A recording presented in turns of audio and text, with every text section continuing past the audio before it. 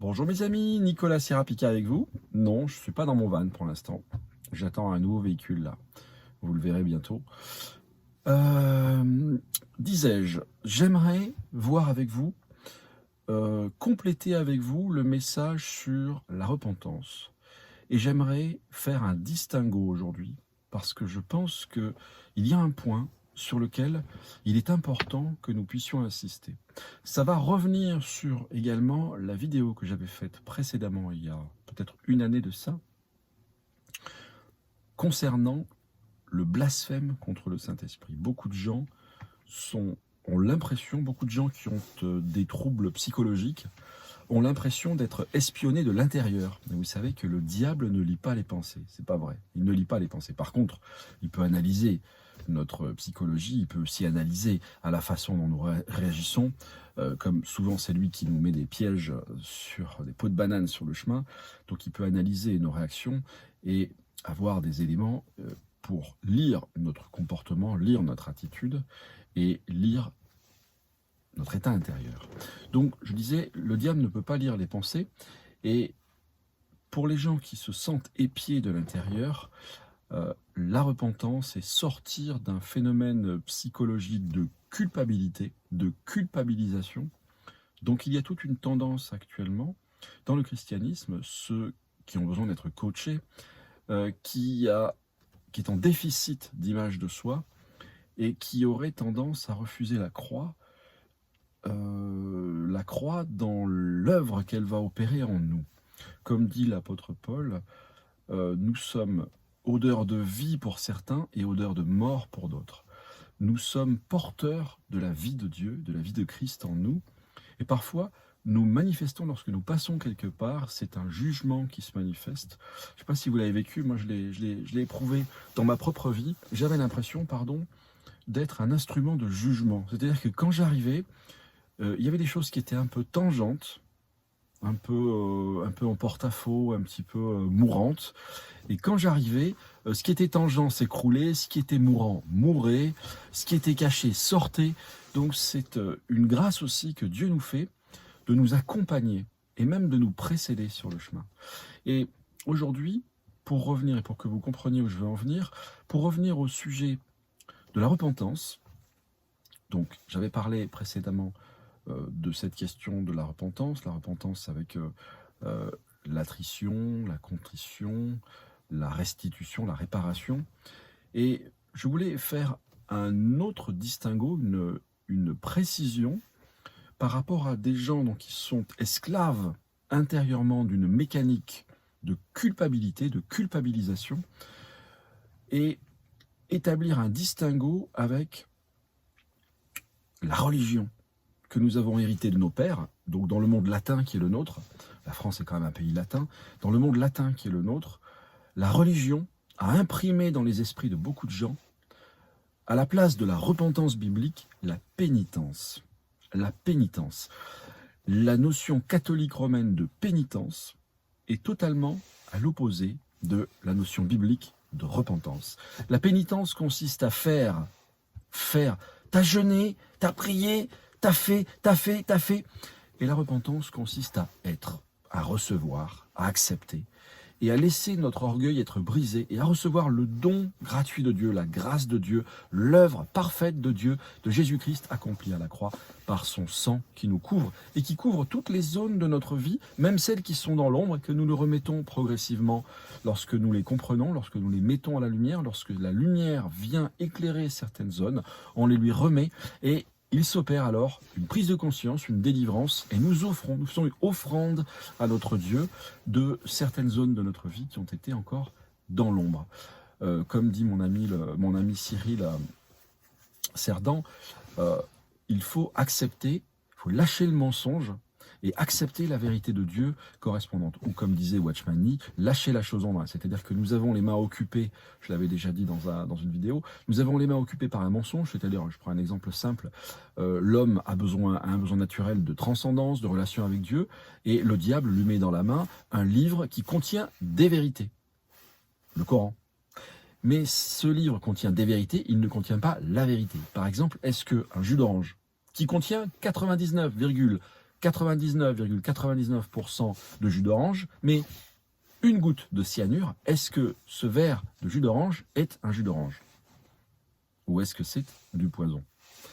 Eh bien, lâcher la chose en main, ça consiste à reconnaître qu'on a en main quelque chose qui est un mensonge, qui est une erreur, pour ouvrir les mains, accepter d'ouvrir les mains, de desserrer, de lâcher la chose, pour s'en défaire et pour recevoir de Dieu la vérité correspondante. Ce phénomène, on le voit aussi dans les œuvres de la chair. Et ce qui est très étonnant, c'est que la magie, la Bible dit que la magie, Galates 5, 22, la magie est une œuvre de la chair. La magie est une œuvre de la chair. Pourtant, la magie, œuvre de la chair, attire les puissances correspondantes.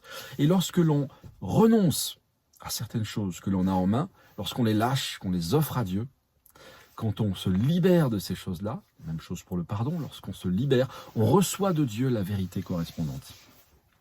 Alors, la notion catholique romaine de pénitence consiste à faire. L'homme a nécessairement besoin de faire plutôt que d'être. L'homme croit qu'il a besoin de se repentir pour s'approcher de Dieu. C'est vrai qu'il doit se repentir, mais qu'est-ce que c'est que la repentance? Imaginez une bouteille qui est pleine d'un liquide, et pour qu'elle se... Attendez, j'en prends une pleine. Donc imaginez une bouteille. Cette bouteille, elle peut s'incliner devant Dieu, il ne se passera rien. Pourquoi? Parce que elle est verrouillée par sa volonté. Mais tournez le bouchon de la volonté et inclinez. Repentez-vous. Et là, vous allez vous vider devant Dieu. J'ai perdu le bouchon, c'est ennuyeux. Vous allez vous vider devant Dieu du contenu de votre vie. Vous allez recevoir une vie nouvelle. Et c'est ça la repentance. Alors que la pénitence va consister à faire des actes, à faire des gestes. Vous savez, comme on faisait, voilà, il fallait réciter des ave, des pater, des ovaires, des pâtés, je sais pas, faire des tours de cathédrale à genoux, quantité de choses à faire. Mais maintenant, dans nos milieux évangéliques, c'est pareil. On a gardé cette notion catholique de pénitence, Oh, il faut que je fasse pénitence. Regarde, tu as regardé une fille pour la convoiter. Tu te sens culpabilisé dans ton cœur et tu te sens pas digne de t'approcher de Dieu dans la prière. Tu vas mettre 10, 15 minutes. Ah non, pas maintenant, Seigneur. J'ai fumé une cigarette. J'ai encore fumé une cigarette, Seigneur. Je ne peux pas m'approcher de toi. Je dois rester 1 heure dans la contrition. J'ai regardé un film porno, oh là là. Là, c'est 3 jours. Et ainsi de suite. On a une espèce de barème. On a posé des freins, des blocages psychologiques. Je l'ai dit dans la vidéo sur le blasphème du Saint-Esprit. Pensez à ce verset de 1 Jean. Si notre cœur nous condamne, Dieu est plus grand que notre cœur. Il connaît notre cœur, il connaît toutes choses. Si notre cœur nous condamne, Dieu est plus grand que notre cœur. Donc la repentance, le plus simplement du monde, ça consiste à venir devant Dieu et à libérer notre volonté, faire un acte de volonté. Et faire un acte de volonté en lui remettant ce qu'on a compris, en lui offrant ce qu'on a dans les mains. Seigneur, j'ai gardé pendant des années de la rancœur contre telle personne. J'ai retenu, où j'ai eu des enseignements qui étaient justes, qui étaient faux. Je renonce à tout ça, Seigneur, et je reçois de ta part la vérité correspondante. Seigneur, je prie que tu m'éclaires, que tu oignes mes yeux d'un collyre pour comprendre vraiment ce que tu veux me donner. Et je prie que tu m'éclaires par ta parole. Okay? La pénitence, ça consiste à faire. Et même, on peut être un évangélique pur sucre. On va jeûner et prier pour faire pénitence. Et je ne suis pas certain que ce soit la meilleure chose. Souvent on dit, ouais, ce genre de démon ne sort que par le jeûne et la prière. Je crois que ceux qui étudient le grec nous disent que c'est ce genre de foi qui sort par le jeûne et la prière.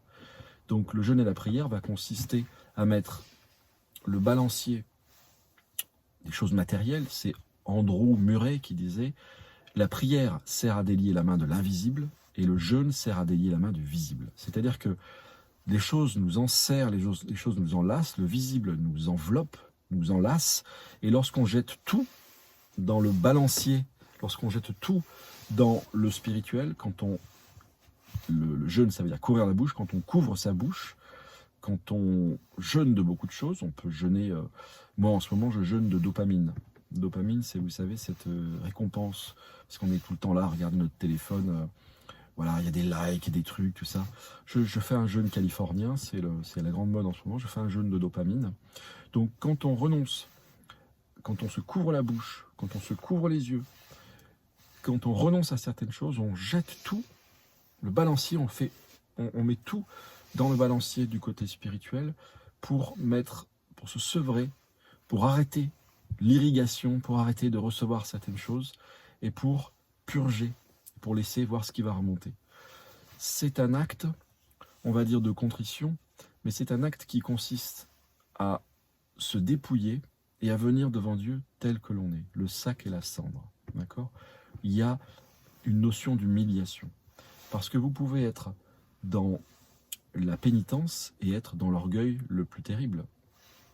Pénitence, on pourrait considérer que, voilà, Seigneur, j'ai fait mes devoirs, j'ai fait le tour j'ai récité 10 chapelets, j'ai fait le tour de la cathédrale à genoux.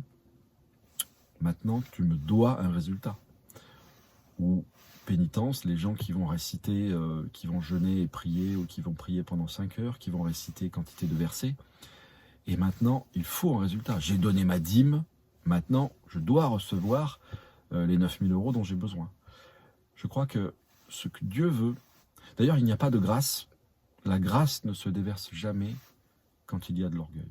Tout ce qui retient le péché à autrui, tout ce qui retient le pardon, tout ce qui retient en nous ce que nous avons reçu d'erroné, ce que nous conservons de malsain, de malpropre, tout ce qui refuse de lâcher, c'est de l'orgueil. Et la grâce vient couler sur l'orgueil comme l'eau sur les plumes d'un canard. La grâce ne peut pas opérer, la grâce ne peut pas pénétrer.